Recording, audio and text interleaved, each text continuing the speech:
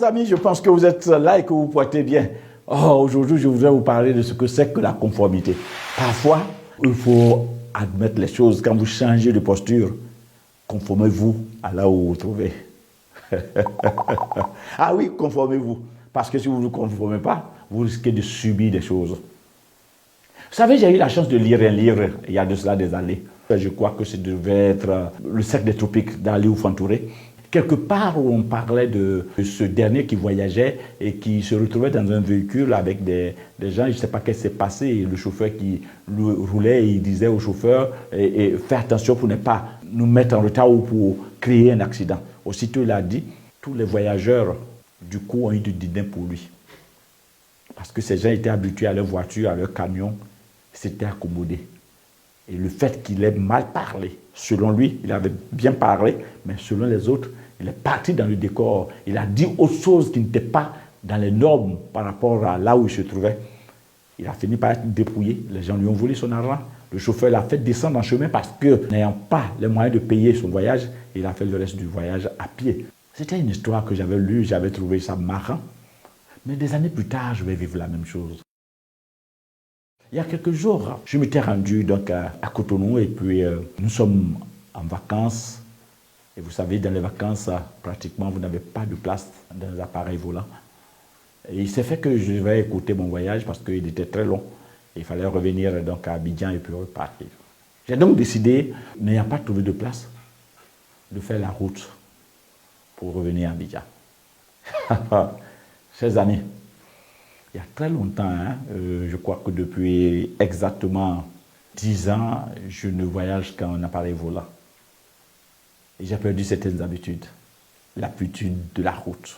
J'avais donc mon passeport, j'avais mon test Covid, j'avais tout ce qu'il fallait et il fallait faire la route. Nous avions donc pris le chemin de Cotonou pour Lomé. Cotonou-Lomé, tout s'était passé bien. Pendant que les autres voyageurs, avant l'arrivée, le chauffeur leur demandait de s'appliquer en donnant quelques sous, quelques billets pour faciliter le passage.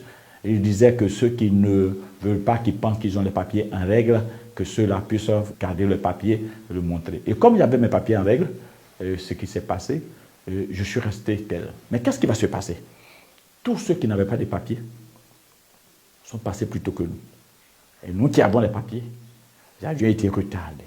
Chacun, des questions par-ci, des questions par-là, pendant que les autres nous attendaient dans le car. Nous nous sommes dit, voilà, c'est une question de pays. Nous arrivons au Togo, pareil. Au Ghana, pareil. Toutes les traversées que nous avions eu à faire, chaque fois que nous avions sorti nos documents, tenez-vous prêts, nous avions été les seuls à passer plus de temps, à être questionnés autant qu'il fallait. Pourtant, nous étions en règle. Et ceux pratiquement en griffe qui n'avaient pratiquement rien et qui s'étaient conformés à la loi de la route étaient allés plus tôt que prévu. J'arrive, il fallait que je retourne. Et cette fois-ci, avec le même véhicule, je vais faire le chemin retour. Quel calvaire. Je ne pourrais pas comprendre que chaque fois que j'arrivais quelque part et que je montrais surtout mes papiers, fut-il en règle, j'étais cette personne-là qui passait plus de temps, qui était questionnée jusqu'à ce que tous ceux qui voyageaient avec moi ont fini par s'énerver. Parce que pratiquement, au début, les quelques-uns qui avaient les papiers, dès le premier contrôle, quand ils ont vu qu'on avait perdu plus de temps, les fois à venir ont gardé le papier et ont fait pareil aux autres, comme ceux qui étaient. Et donc, j'étais le seul qui pensait être dans les normes et qui devait chaque fois exhiber mes papiers. Vous savez, à un des corridors où nous devions descendre et rentrer, mais tous les voyageurs se sont plaints et ont demandé au chauffeur de m'abandonner là parce que, à cause de moi, voulant montrer que j'ai des papiers, j'étais non seulement en train de retarder le voyage, mais surtout, j'empêchais les autres de pouvoir vivre la vie qu'ils devaient vivre dans leur véhicule, quoi qu'on dise, et jusqu'à ce que le chauffeur, par moments, s'énervait.